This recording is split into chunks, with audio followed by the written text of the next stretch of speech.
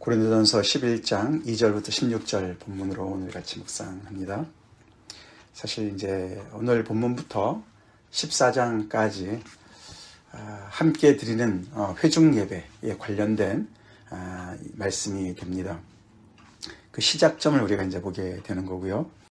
아무래도 예배에서는 정말 중요한 것들이 많이 있죠.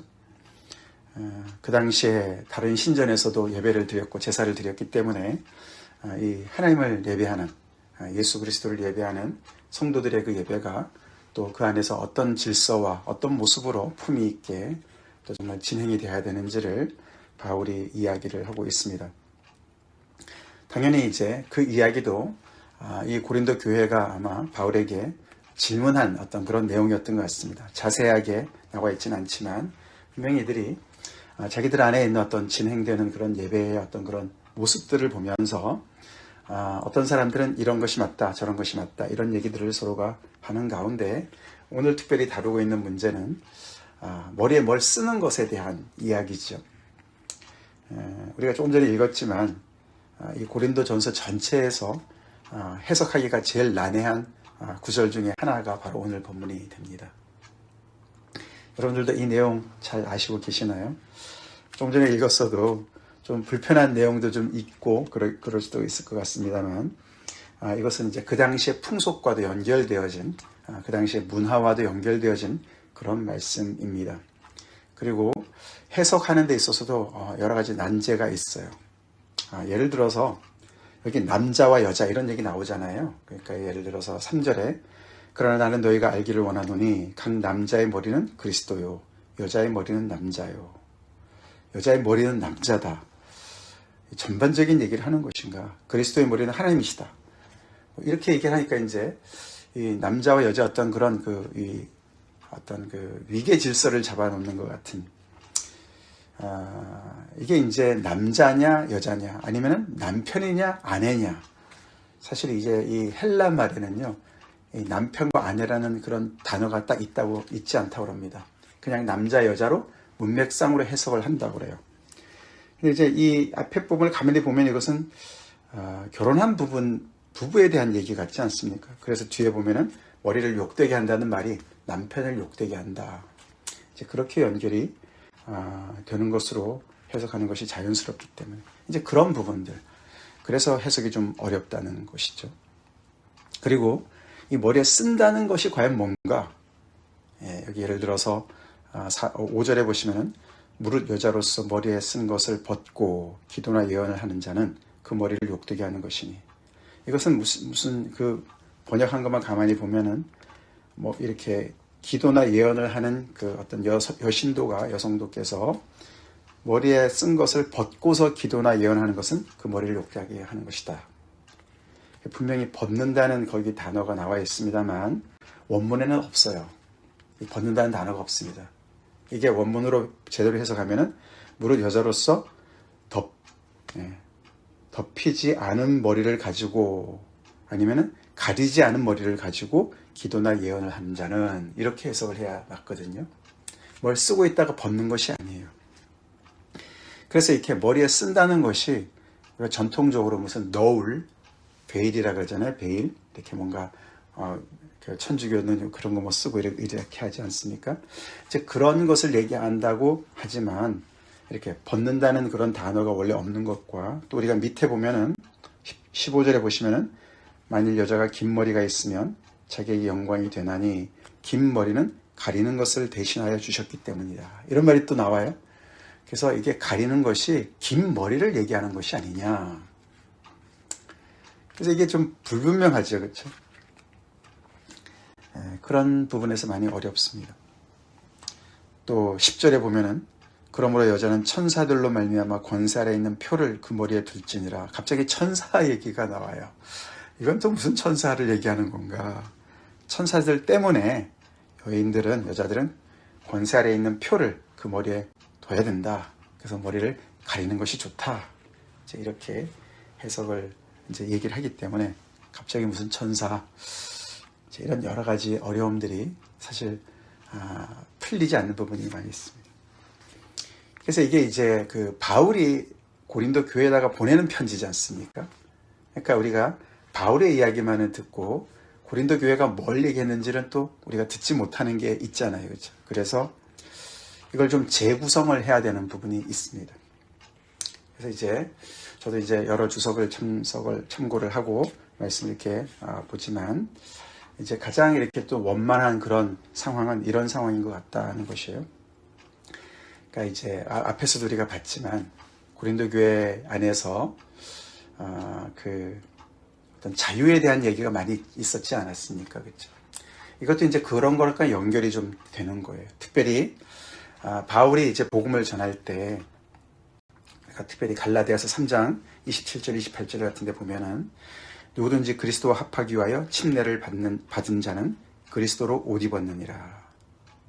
침례와 관련된 얘기를 하면서 28절에 너희는 유대인이나 헬라인이나 종이나 자유인이나 남자나 여자나 다 그리스도 예수 안에서 하나이니라. 이런 얘기를 당연히 했겠죠. 복음을 전하면서. 그렇죠. 그래서 그리스도 안에서 완전히 새로운 어떤 그런 세상이 열리고 우리 자신도 새로운 피조물이 될 뿐만 아니라 서로가 우리를 규정했던 모든 그런 유대인, 헬라인 이런 구분들, 종이나 자유인의 구분들, 더 나아가서는 남자나 여자의 어떤 그런 차별, 성차별 이런 것까지도 다 주님 안에서 다 해결된 그런 복음의 자유함을 강조하는 내용을 당연히 전했겠죠. 그렇죠?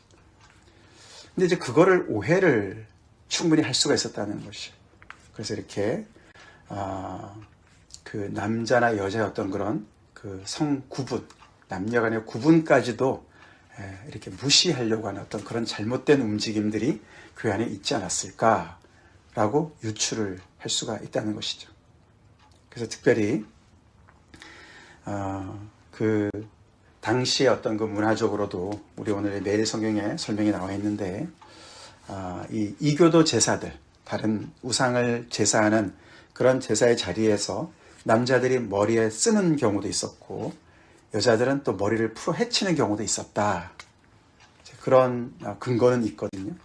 이제 그런 어떤 그 풍습이 교회 안에 이런 바울이 전한 복음과 이렇게 맞닿아서 어떤 그런 세상의 풍습을 들으면서 자유를 어떤 주장하는, 그래서 교회 일부에서 이 여신도들이 머리에 뭔가 쓰는 것을 이제 벗어버리는, 그리고 남자는 뭔가를 쓰는 그런 일이 있지 않았을까. 근데 교회에서 이렇게 자유를 주장하는 어떤 그런 지식을 주장하고 그렇죠. 그래서 그 우상 제물에 대해서도 뭔가 자유로움을 주장하는 문제를 지금까지 쭉 다루지 않았습니까? 그런 것처럼 교회 안에서 이렇게 남자 여자 구분도 없다 그랬으니까 여인들이 그렇게 머리에 쓰는 것을 벗어버려도 되지 않겠느냐라고 혹시 바울한테 질문하지 않았을까. 그렇게 이제 우리가 충분히 상황을 설정을 해볼 수가 있다는 것이죠. 근데 거기에 대해서 이제 바울이 대답이 당연히 남녀가 그리스도 안에서 다 하나라고 얘기했기 때문에 그 발상 참 맞는 말이고 그거는 복음의 합해, 부합해라고 얘기할 것으로 예상했지만 바울의 대답은 그렇지 않죠. 그렇지 않습니다. 바울은 그 시작을 내가 너에게 전하여 준 대로 그 전통을 너희가 지킴으로 너희를 칭찬한다. 뭔가 그 자기가 본인이 먼저 전해준 그 전통을 너희가 지키기 때문에 내가 너희를 칭찬한다 라고 시작하면서 그 문제를 바로잡는 내용이에요. 바울은 결국 뭘 얘기하는 것이죠? 오늘 본문의 전체적인 그 내용 중에 가장 그 분량을 많이 차지하는 내용은 남녀의 어떤 그런 질서를 잡아주는 얘기를 해요. 그렇죠? 그래서 어떻게 보면은 굉장히 가부장적이고 남성 우월주의적인 어떤 그런 내용을 이야기하는 것 같아요. 예를 들어서 7절 같은 경우, 그렇죠? 남자는 하나님의 형상과 영광인데 여자는 남자의 영광이다. 이렇게 구분을 짓습니다. 그러면서 8절에 이어서 남자가 여자에게서 난 것이 아니요 여자가 남자에게서 났다 이렇게 얘기를 하죠. 이것은 이제 바울이 창세기 2장을 염두에 두고 하는 말이거든요. 창세기 2장에서는 하나님께서 아담을 먼저 창조하시고 그를 잠들게 하신 다음에 갈빗대를 취해서 그를 여인을 창조하지 않습니까? 그렇죠? 그래서 어떤 순차적인 창조를 얘기하지 않습니까? 그것을 근거로 해서 남자는 하나님이 직접 만드신 거니까 하나님의 영광과 형상이고, 여자는 남자로부터 나왔으니까 남자의 영광이다 라고 이렇게 마치 순차적인 구분을 짓는 것 같은 얘기를 하고 있다는 것이에요. 그리고 위에도 보면은 그렇죠. 여자로서 머리에 쓴 것을 벗고 기도내 여는 자는 그 머리를 욕되게 한다. 아까 말씀드린 대로 남편을 욕되게 한다. 그렇게 얘기를 하고 있다는 것이죠. 근데 그 말만 하지는 않는다는 것을 우리가 잊어서는 안 되죠. 11절, 12절에 나오는데, 그러나 자기가 그렇게 얘기하지만 그러나 주 안에서는 남자 없이 여자만 있지 않고 여자 없이 남자만 있지 않다. 그러면서 남녀의 또 동등함을 또 얘기를 같이 하고 있고, 또 12절에 여자가 남자에게서 난 것 같이 창조 때는 그랬지만 남자도 여자로 말미암아 났다. 이건 무슨 말이죠? 세상에 남자 중에 어머니가 없는 자가 없다, 그런 말이죠. 결국은 어머니를 통해서 남자들도 세상에 왔다, 그런 얘기를 하면서 앞에서 남성을 앞에 세우는 것 같은 얘기를 어떻게 보면 이렇게 중화시키는, 그래서 창세기 1장 이야기도 같이 하는 것과 같은, 창세기 1장 27절에는 그죠? 하나님께서 남자 여자를 함께 창조하신 것으로 기록되지 않습니까? 그렇죠? 그래서 뭔가 그 또 여기서도 보면 이 바울이 우상 제물에 대해서도 어저께 보면은 굉장히 그 균형을 맞춘 어떤 그런 부분들을 봤는데, 여기서도 그런 부분이 보인다는 것이죠. 그러면서도 그 바울은 분명히 여자들이 머리를 가리는 것이 맞다라고 얘기를 하죠. 6절에 만일 여자가 머리를 가리지 않거든 깎을 것이요 만일 깎거나 미는 것이 여자에게 부끄러움이 되거든 가릴지니라. 결국 머리를 깎인 여인, 굉장히 부끄러운 수치스러운 수치를 주는 거 아닙니까? 그렇죠? 그러니까 그렇게 수치스럽게 하지 않으려면 머리를 가려라. 결국 이제 바울의 얘기는 그겁니다. 그렇죠? 그냥 자유 운운하면서 남녀가 다 똑같다라고 운운하면서 머리에 뭐를 이렇게 벗는 것은, 가려지지 않은 머리로 기도나 예언을 하는 것은 옳지 않다라고 정리를 해 주죠. 그렇게 얘기하면서 이제 창세기 얘기도 하지만 또 13절에 보면 스스로 판단하라고도 얘기하면서, 그렇죠? 여자가 머리를 가리지 않고 하나님께 기도하는 것이 마땅하냐, 너네 스스로 판단해봐라. 그러면서 본성 얘기까지 합니다. 그렇죠? 14절에 만일 남자에게 긴 머리가 있으면 자기의 부끄러움이 되는 것을 본성이 너에게 가르치지 않느냐. 이 본성이란 단어는 사실 바울이 쓰는 단어가 아니라 그래요. 사실 이거는 성경적인 단어라기보다는 그 당시 철학자들이 많이 쓰는 그런 단어였다는 것이죠.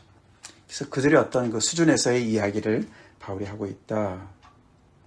그래서 이어서 만일 여자가 긴 머리가 있으면 자기에게 영광이 되나니 긴 머리는 가리는 것을 대신하여 주셨기 때문이니라. 그래서 이런 걸 가만히 보면 이제 그 당시에 어떤 어떤 본성이라는, 사람들이 보통 받아들이는 어떤 그런 문화적인 것이 있지 않습니까? 그렇죠? 규범적인 것들이 있어요. 그런 것을 또 운운하고, 또 밑에 보면은 맨 끝에 16절에 보면은 논쟁하려는 생각을 가진 자가 있을지라도 우리에게나 하나님의 모든 교회는 이런 관례가 없느니라. 고린도 교회만 보지 말고 교회 전체를 봐라. 다른 교회에서 너네 같이 한 교회가 없다. 그건 교회 관례가 아니다. 관습이 아니다. 이렇게 얘기하면서 교회 전체의 어떤 관습에 대해서 또 얘기를 합니다. 그러니까 여러 각도로, 그렇죠? 그리고 그 중에 하나, 아까 10절에 천사들도 언급을 하면서 결국 여인들은 머리에 쓰는 것이 맞다. 머리에 뭔가를 가리고 기도하고 예언을 해라. 참 여기서 우리가 이제 놓치지 말아야 될 거 하나는, 교회 안에서 여인들이 기도하는 것을 막았거나 예언하는 것을 막은 것이 아닙니다. 그렇죠? 성령의 은사로 말미암아 여인들이 기도하고 예언하는 것을 당연히 하지만, 그러나 머리를 가리고 해라. 그렇게 얘기를 하고 있다는 것이죠. 이 천사는, 10절에 나오는 천사들은 다른 여러 이야기들이 있지만 가장 정설로 받아들여지는 것은 그 예배 때 어떻게 보면 함께 참관하는 어떤 그런 그 천사들을 얘기한다. 여기 매일 성경에도 바울은 그 너울이 천사가 지켜보는 예배에서 기도하고 예언할 자기 있음을 보여주는 신분증과 같다고 말합니다. 이렇게 나와 있어요. 그러니까 우리가 이제 요한계시록에도 보면은 각 교회마다 그런 어떤 사자들이 있지 않습니까? 그렇죠? 어느 교회에다가 내가 어느 교회 사자에게 빌립보 교회 사자에게 편지하노니 그 사자가 결국은 메신저 천사를 얘기하는 거거든요. 이제 그렇게 연결을 시켜서 교회마다 예배를 드릴 때 그 예배의 질서와 여러 가지를 이렇게 지켜보는 천사들이 있다. 이렇게들 해석을 합니다. 그러니까 여러 단계를 거쳐서 바울이 여인들이 예배를 드릴 때 특별히 기도하고 예언할 때 그 여인들의 어떤 그 특징, 여인들 남성과 구별되어지는 어떤 그런 그 구분을 없애버리고 하지 말아라. 그것을 지키면서 해라. 이방 교도들의 그런 것들을 본받지 말아라. 그렇게 이제 권면을 하는 것이죠. 그래서 이 머리에 이 가린다는 것이 뭔가? 그래서 전통적으로는 덮개, 너울. 여기서 이제 그렇게 얘기를 하죠. 너울. 그렇게도 얘기를 하지만 아까도 말씀드린 대로 벗는다는 단어가 없고 또 긴 머리는 가리는 것을 대신한다는 말이 있기 때문에 뭔가 이렇게 덮개를 얘기하는 것이 아니고 그냥 긴 머리를 단정하게 따은 것을 얘기한 거다 라고들 요즘에는 많이 또 그쪽으로 또 많이들 얘기를 합니다. 다시 말해서 머리가 이렇게 짧은 머리가 아닌 여인들의 긴 머리, 그게 영광이고 그 긴 머리를 풀어헤친 것이 아니라 그 풀어헤치는 것은 또 여기 그 이방 신전의 여성 사제들이 접신 상태에서 머리를 풀어헤치는 경우가 종종 있었다 그래요. 그래서 마치 기도하고 예언하는 것이 마치 그런 이방 신전에서의 어떤 그런 사제들의 모습처럼 어떤 종교적인 황홀경에 빠져서 막 그런 것처럼 머리를 헤치고 말이죠. 풀어헤치고 그렇게 하는 그런 모습으로 혹시 이 고린도 교회가 하지 않았을까? 이제 그런 유추를 해보는 것이죠. 그래서 그렇게 하지 말고 긴 머리를 이렇게 단정하게 잘 따 그렇게 어떤 그 품위를 유지해라. 이제 그렇게 권면하는 것으로 볼 수가 있다는 것이죠. 쉽지 않죠? 자, 그렇게 해서 사실 오늘 본문에서는 여인들이 어떤 머리에 그 가리는 것에 대해서 집중적으로 얘기를 하고 있습니다. 그게 이제 주된 내용이고 그렇게 얘기하다 보니까 남자와 연결되어져서 이렇게 또 부수적으로 남자 얘기를 하고 있다는 것이죠. 사실 오늘 같은 이 말씀은 해석도 어렵지만 또 적용하기도 참 쉽지 않습니다. 그렇죠?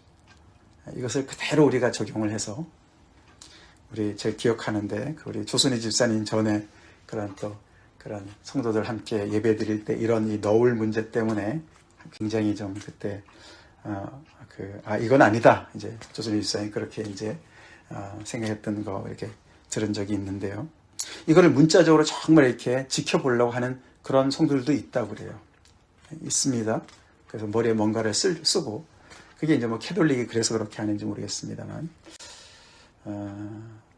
그렇게 문자적으로 해석하는 사람들도 있지만 전반적으로 우리가 그냥 좀 이렇게 어떤 그 온건하게 우리가 해석을 한다면 그 당시 어떤 그런 문화 속에서 봤을 때 남녀 구분을 하는 부분들이 있잖아요. 그렇죠?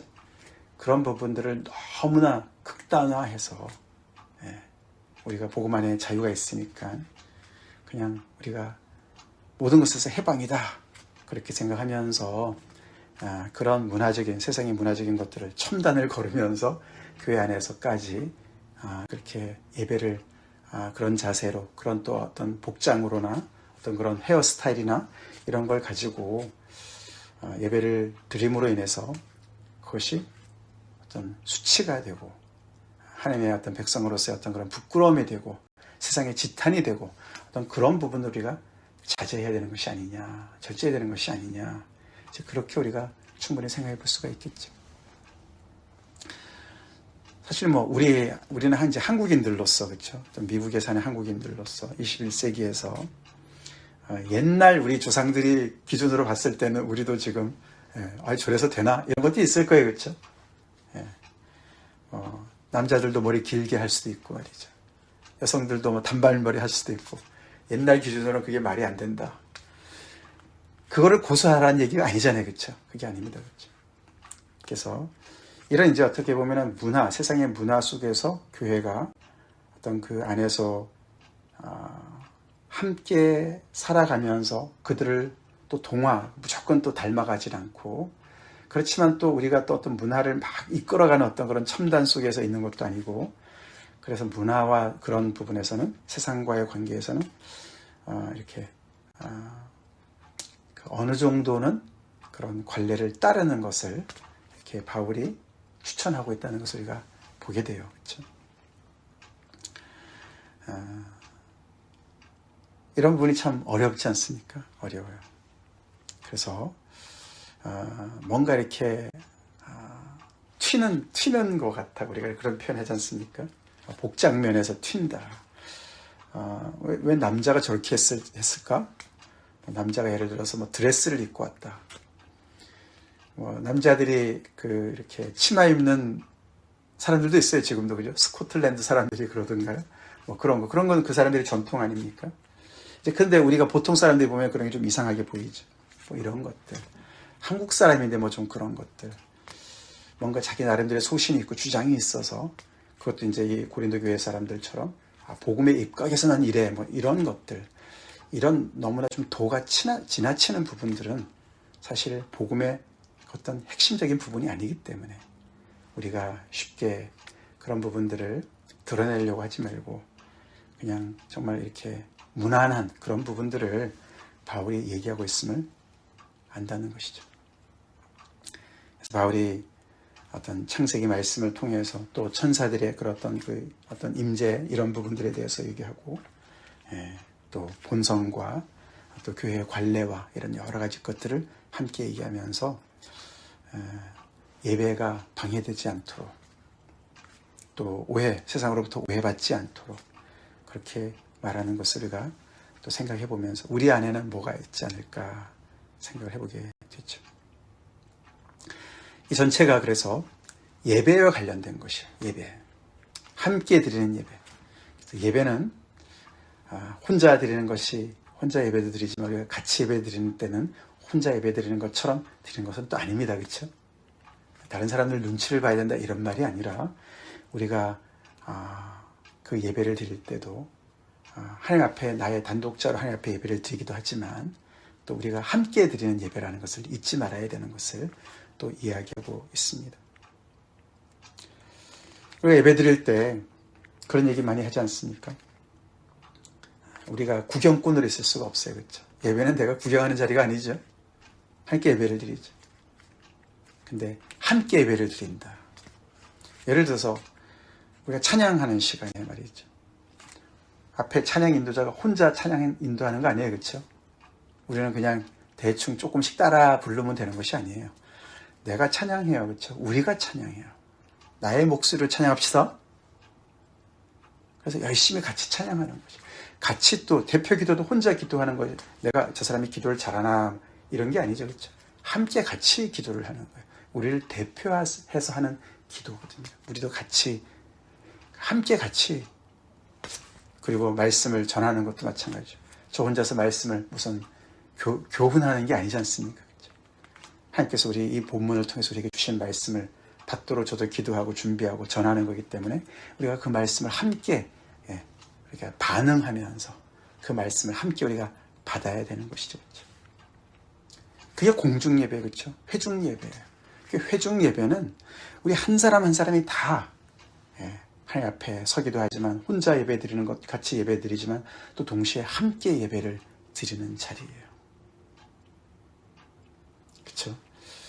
그래서 이렇게 복장 문제도 거론이 되는 것이죠.